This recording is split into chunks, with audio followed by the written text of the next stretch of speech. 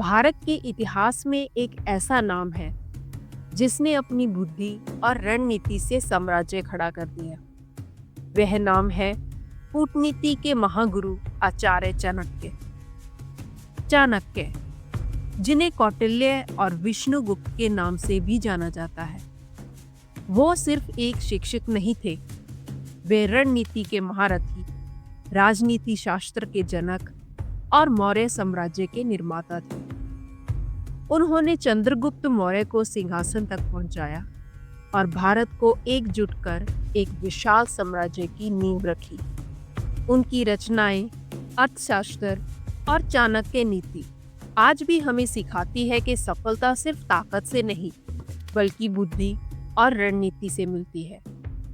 आचार्य चाणक्य कहते हैं, सबसे बड़ा गुरु मंत्र ये है कि अपने राज किसी से साझा मत करो, ये तुम्हें नष्ट कर देगा। आचार्य चाणक्य की नीतियां हमें याद दिलाती हैं कि अगर सोच बड़ी हो तो परिस्थितियां कभी छोटी नहीं होती। उनकी शिक्षा सिर्फ राजाओं के लिए नहीं थी, बल्कि हर उस इंसान के लिए है जो अपने जीवन में साम्राज्य बनाना चाहता है।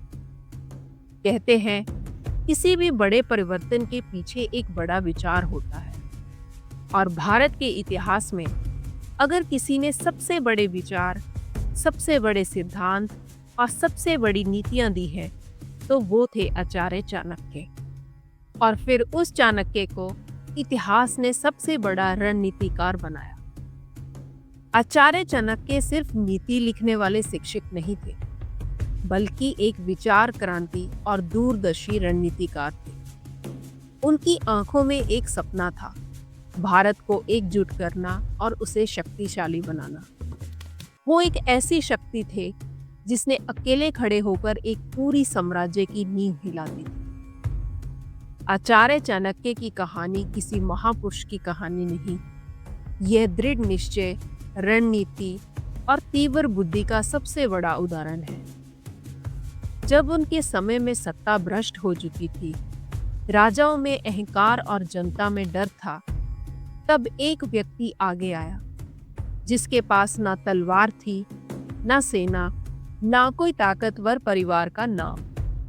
उनके पास सिर्फ एक चीज थी, उनका मस्तिष्क। और जब मस्तिष्क तीक्ष्ण हो तो वही दुनिया की सबसे बड़ी शक्ति बन जाता है। आचार्य चाणक्य का जन्म लगभग 375 ईसा पूर्व माना जाता है। उनके जन्म स्थान को लेकर अलग अलग मत हैं। कुछ ग्रंथों के अनुसार उनका जन्म मगध, वर्तमान बिहार में हुआ था। जैन परंपरा के अनुसार वे चनक गांव, गोला क्षेत्र, उड़ीसा में जन्मे थे। और बौद्ध परंपरा उन्हें तक्षशिला, जो आज का पाकिस्तान है, में जन्मा मानती है। लेकिन एक बात निश्चित है, उनका बचपन साधारण नहीं था, बल्कि संघर्ष और गरीबी से भरा हुआ था। गरीबी में पले बड़े चाणक्य ने कभी हार नहीं मानी। बचपन से ही वे अत्यंत मेधावी और असाधारण बुद्धि वाले थे, और ज्ञान की प्यास उन्हें तक्षशिला विश्वविद्यालय तक ले गई। तक्षशिला की धरती, जहां ज्ञान का महासागर बहता था, वहीं से निकले एक ब्राह्मण बालक जिसने अपनी बुद्धि और संकल्प से इतिहास बदल दिया। वहां उन्होंने राजनीति, अर्थशास्त्र, युद्ध नीति, ज्योतिष और चिकित्सा जैसे विषयों में गहरी शिक्षा प्राप्त की। संघर्षों ने उन्हें और मजबूत बनाया, और यही कठिनाइयां उनके भीतर एक महान रणनीतिकार को जन्म देती गई। आचार्य चाणक्य कहते हैं, कठिनाइयां ही इंसान को महान बनाती हैं। उनका बचपन इस बात का सबसे बड़ा प्रमाण है। गरीबी और संघर्ष से उठकर आचार्य चाणक्य ने अपनी बुद्धि से इतिहास रचा। उनकी कहानी हमें सिखाती है कि परिस्थितियां चाहे कैसी भी हो, अगर सोच बड़ी हो और संकल्प मजबूत हो, तो कोई भी इंसान अपना साम्राज्य बना सकता है।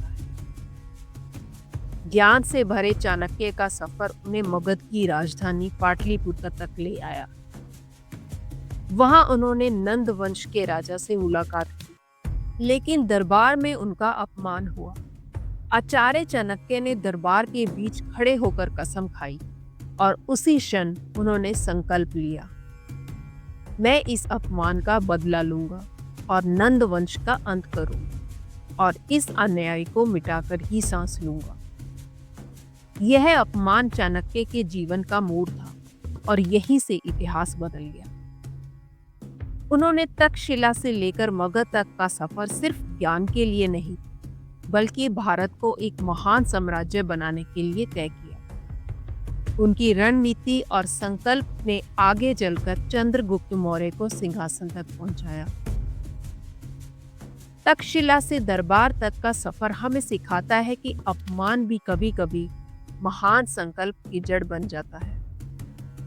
उनकी आग अपमान से पैदा हुई और इसी आग ने उन्हें इतिहास का सबसे रणनीतिक व्यक्ति बना दिया।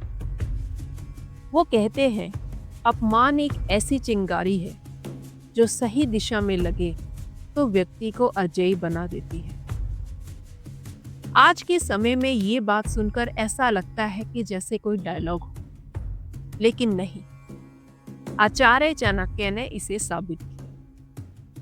उन्होंने एक साधारण से लड़के चंद्रगुप्त को उठाया, उसे प्रशिक्षित किया, उसमें नेतृत्व जगाया और उसे उत्तर भारत का सबसे शक्तिशाली राजा बना दिया। आचार्य चाणक्य सिर्फ एक गुरु नहीं थे, वो राष्ट्र निर्माता थे। आचार्य चाणक्य कहते हैं, दुनिया को जीतने वाला वही है जो पहले खुद को जीतना सीखे। उनकी नीतियां सिर्फ उस समय के राजाओं के लिए नहीं थी, बल्कि उनकी नीतियां आज के समय में स्टूडेंट्स, प्रोफेशनल्स, रिश्ते, धन, विचार हर जगह लागू होती हैं। इसके अलावा आचार्य चाणक्य ने अर्थशास्त्र में टैक्स सिस्टम, न्याय व्यवस्था और प्रशासनिक ढांचे की नींव रखी और उन्होंने मित्रता, शत्रुता और गुप्तचर व्यवस्था पर भी गहरी नीतियां बनाई। उनका मानना था कि राज्य की शक्ति सिर्फ सेना से नहीं, बल्कि बुद्धिमान कूटनीति से भी बढ़ती है और उन्होंने मिलिट्री स्ट्रेटेजी के अंतर्गत युद्ध नीति, गुप्तचर तंत्र और सीमाओं की सुरक्षा पर विशेष ध्यान दिया। उनकी योजनाओं ने चंद्रगुप्त मौर्य को नंद वंश को हराकर मौर्य साम्राज्य स्थापित करने में मदद की। वो कहते हैं, आदमी अपनी संगति से पहचाना जाता है। क्रोध आपका शत्रु है और बुद्धि आपका हथियार। जिसे स्वयं पर नियंत्रण है, उसे कोई परास्त नहीं कर सकता। उनकी नीतियां इतनी कठोर इसीलिए लगती हैं क्योंकि वो किसी को खुश करने के लिए नहीं, सच्चाई दिखाने के लिए लिखी गई थी। आज भी दुनिया भर के management school, politics, leadership training Acharya Chanakya के दिए गए सिद्धांतों का अध्ययन करते हैं। उन्होंने हमें सिखाया कब बोलना है और कब चुप रहना है, किस पर भरोसा करना है और किससे दूर रहना है, कहाँ मेहनत लगानी है और कहाँ रणनीति। आचार्य चाणक्य कहते हैं, शेर भी भूखा हो तो घास नहीं खाता। योग्यता कभी परिस्थितियों पर निर्भर नहीं करती। ये लाइनें सिर्फ पढ़ने के लिए नहीं, ये जीवन को चलाने की कला है। तो अब आप सोच रहे होंगे कि आज हम आचार्य चाणक्य को क्यों सुने? क्योंकि उनके समय में भी धोखा था, चालाक लोग थे, ताकतवर लोग आम इंसान को दबाते थे, अच्छे लोग अकेले पड़ जाते थे और आज भी वही हो रहा है।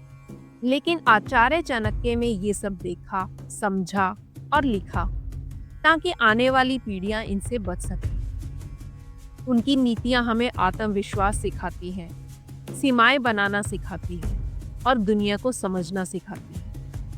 इसीलिए आज से हम आचार्य चाणक्य की नीतियों पर सीरीज शुरू कर रहे हैं। इस पूरी सीरीज में हम उनकी नीतियों को सिर्फ पढ़ेंगे नहीं, हम उन्हें समझेंगे।